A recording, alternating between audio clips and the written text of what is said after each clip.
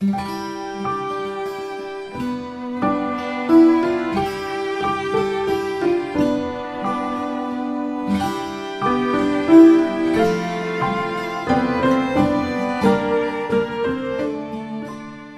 set is basically a floor, and then all of the furniture flies in the show. Everything comes from above.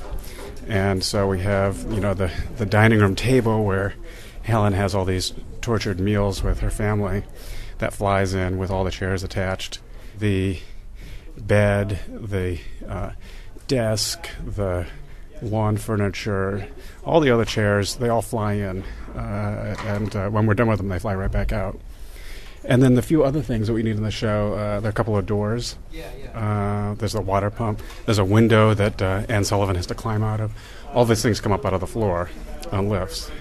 So, at the end of the day, you can always just go back to a blank stage, which we do frequently during the course of the play. There are a lot of scenes that are just on a blank stage.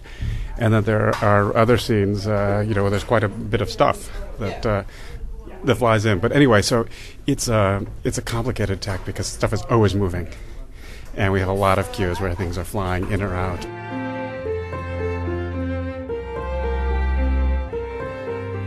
Start with something that seems utterly impossible, and then you have to figure out how to do it. That's I love that.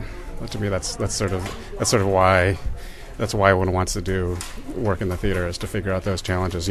What you're always presented with in every play is telling a story in a finite amount of space and a finite amount of time. You have like an hour and a half, or 2 hours, or 2.5 hours, and you have this very finite space. In New York, they tend to be very, very finite spaces. They tend to be small, peculiar stages.